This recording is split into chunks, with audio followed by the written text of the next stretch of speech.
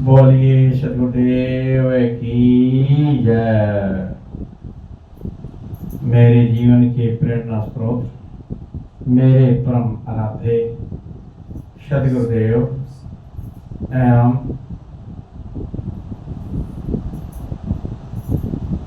मधुमंगलमय संत समाज सत्संग सभा स्थल में बैठे हुए धर्म प्रेमी सज्जनों एवं माताओं बहनों एवं नन्हे मुन्ने प्यारे बच्चों, सदगुरु कबीर साहब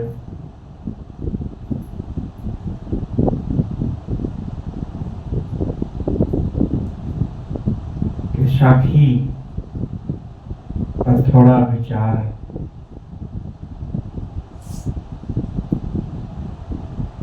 सदगुरु कहते हैं कि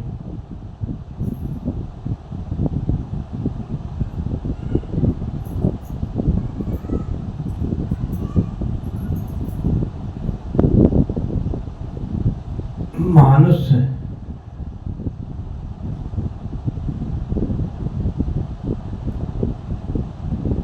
भय के ना मोया, मोआ तो डांगर ढोर। मानुष भय के ना मोआ, मोआ तो डांगर ढोर। एक और जीव ठौर न लागा, भया थो हाथी घोर। सदगुरु कबीर साहब मनुष्य को कहते हैं,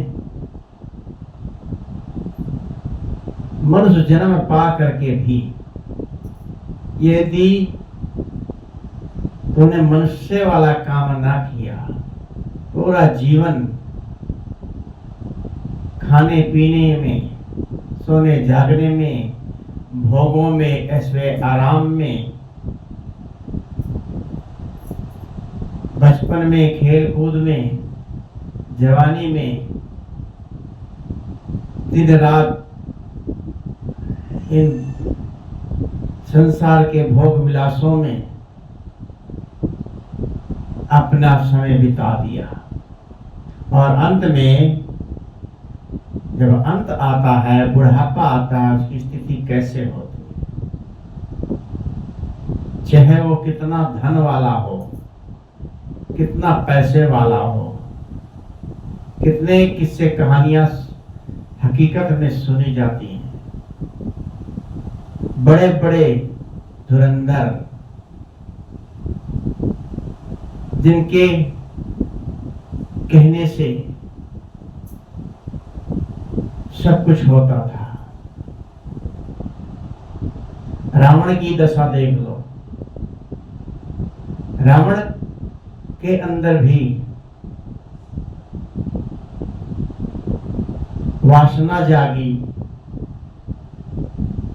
और अपने को संभाल न सका, स्त्री पर मोहित हुआ और उसकी क्या दशा हुई। पूरे जीवन भर लड़ाई झगड़ा, आखिर में अंत कैसे हुआ? रावण का कट के मर गया। इतना संपन्न व्यक्ति जिसके पास सोने की लंका, कहते हैं कि उसके कहने में देवी देवता उसके कहने अनुसार चलते थे। ये काल्पनिक है, लेकिन महान जो होता है, बड़ा होता है और जो बलशाली होता है, उसका सब पर अधिकार जमाना चाहता है वो। और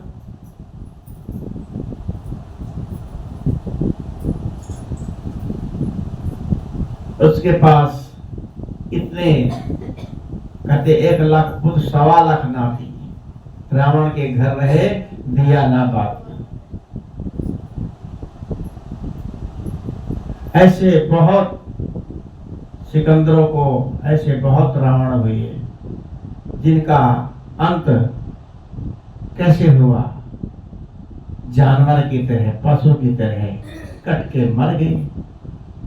पूरा जीवन तितिर बितिर बिताया।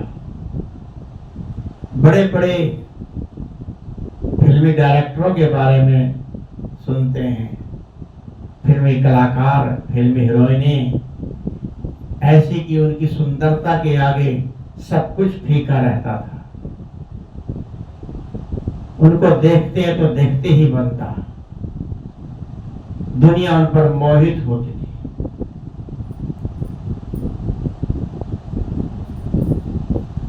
पैसा इतना जिसका कोई अंत नहीं।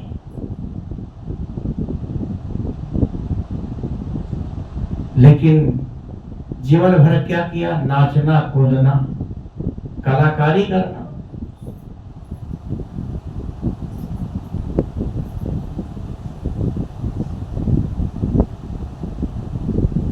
जीवन में उन्होंने कभी सत्संग ना सुना, कोई दान पुण्य नहीं किया,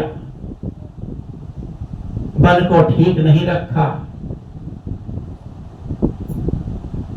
जीवन पूरा उथल पुथल, पैसा है पैसा, दिन रात पैसा, और ऐश्वर्य भोगों में पूरे जीवन को बिताया। तो उनका एंड कैसे होता है? बहुत बुरी बुरी दशा में एंड होता है। तड़प तड़प के प्राण निकलते हैं। कितने बड़े बड़े कलाकारों के बारे में कुछ जानते हैं कि बहुत ही बुरी दशा में आप होके मरे, तड़प तड़प के मरे, या तो फांसी लगाई, आग लगाई, या अटैक हो गया, या कैंसर हो गया, या और भी कुछ। तो उस पैसे का, धन का क्या मतलब हुआ? वो पैसा कहाँ, क्या कोई साथ ले गया? सब यही धरा रह गया। आदमी जीवन भर पैसा इकट्ठा करता रहता है पैसा, है पैसा। 1 मंजिला, 2 मंजिला, 10 मंजिला, जिसकी कोई सीमा ही नहीं। आदमी का मन कभी भरता नहीं है।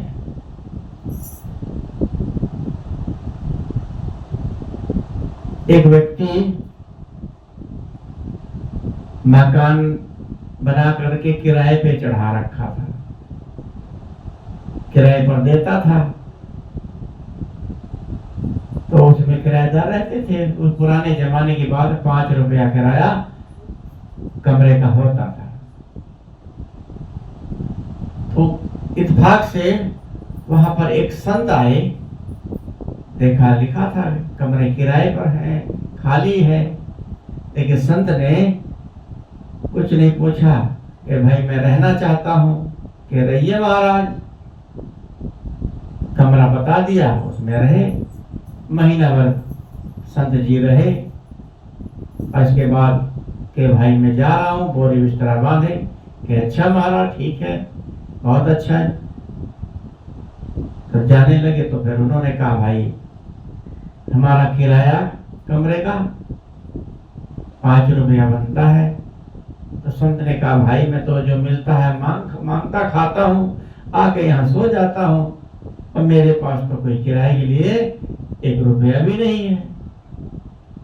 तो सेठ ने कहा बिना किराए दिए तो आपको हम जाने नहीं देंगे, किराया तो देना ही पड़ेगा। ऐसे हम फ्री में दान फ्री में करते थे तो ऐसे हम सेठ ना बन जाते। तो संत को सूझा कि ये तो बहुत कड़क व्यक्ति है, देना ही पड़ेगा। तो उन्होंने कोई तरकीब लगाई, कहा ठीक है इधर आओ।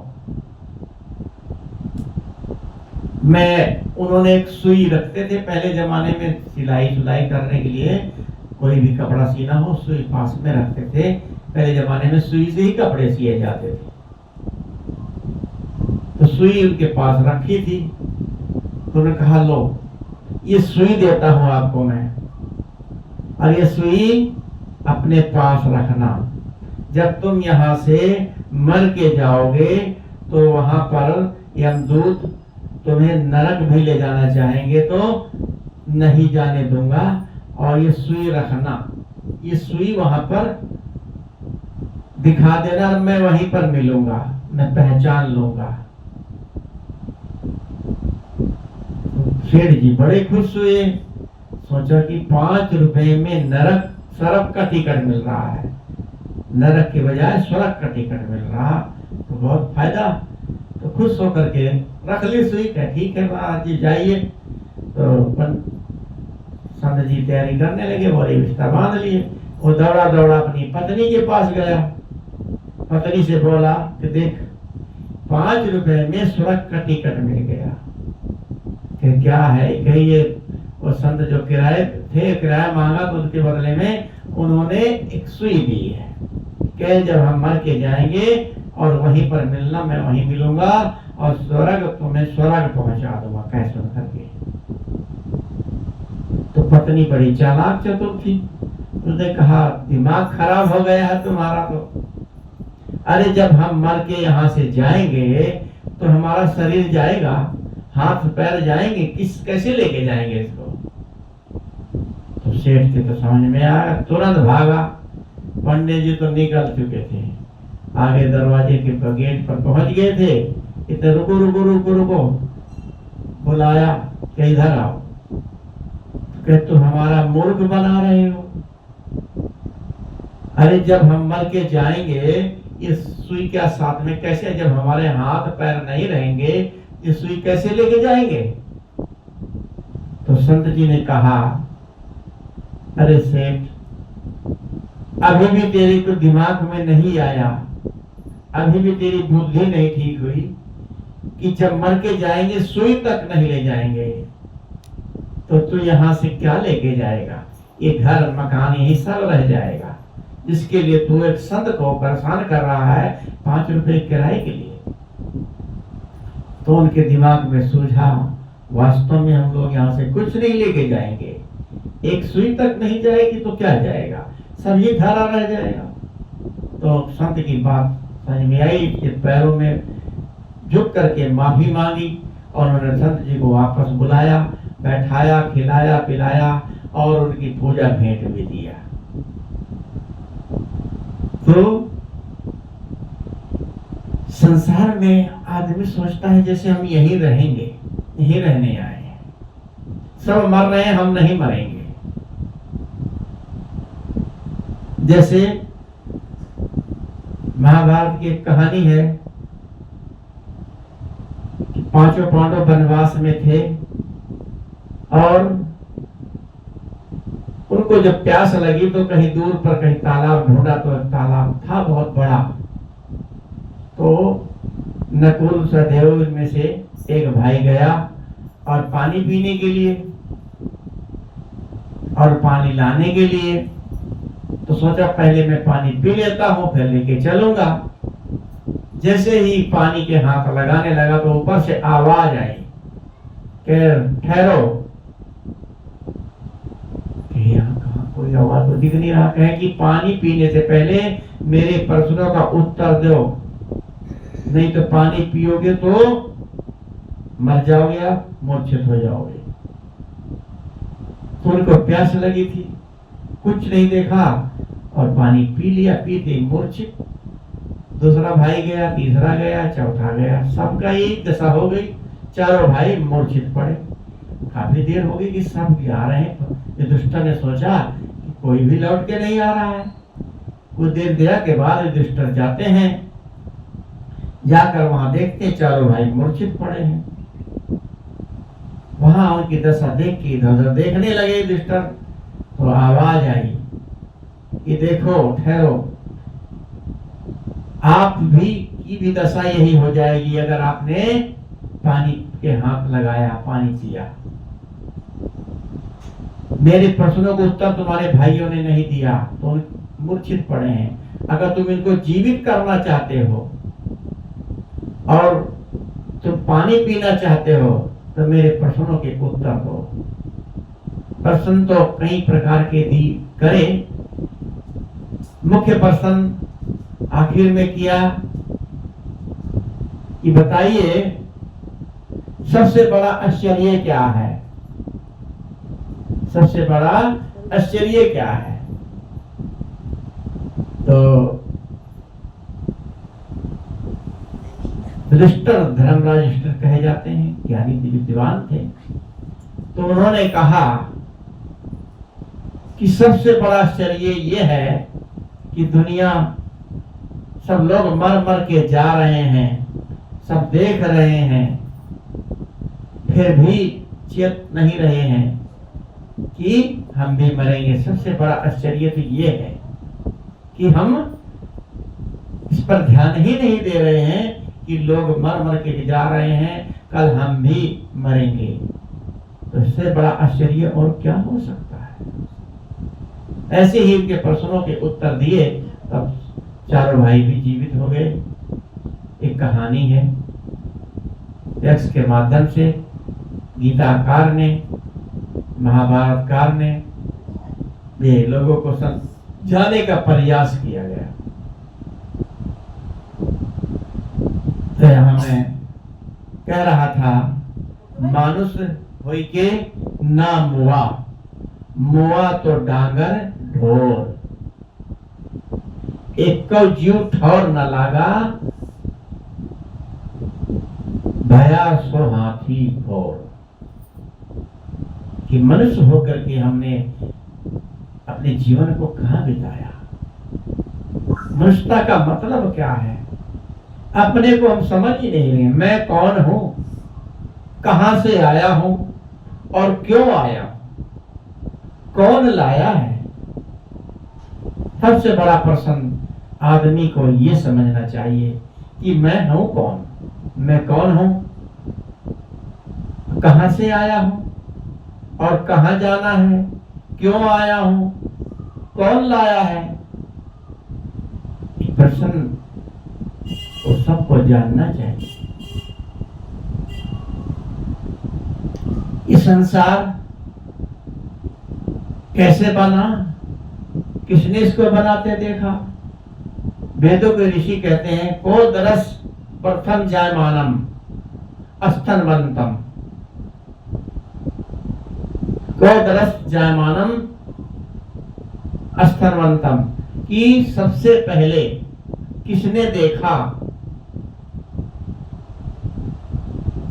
इस हड्डी रहित वाले व्यक्ति, हड्डी रहित की मनुष्य हड्डी वाला है, कि मनुष्य को पैदा होते सबसे पहले किसने देखा कि मनुष्य पैदा हुआ। कैसे पता है कि मनुष्य को किसी ने बनाया है, कहां से आया, आप कहां से आए, किसने आपको बनाया, किसने देखा पहले। प्राकृतिक से सब बनता है, प्राकृतिक बनती नहीं है, प्राकृतिक सब प्राकृतिक ही है। सूरज, चांद, तारे, पृथ्वी सब प्राकृतिक है।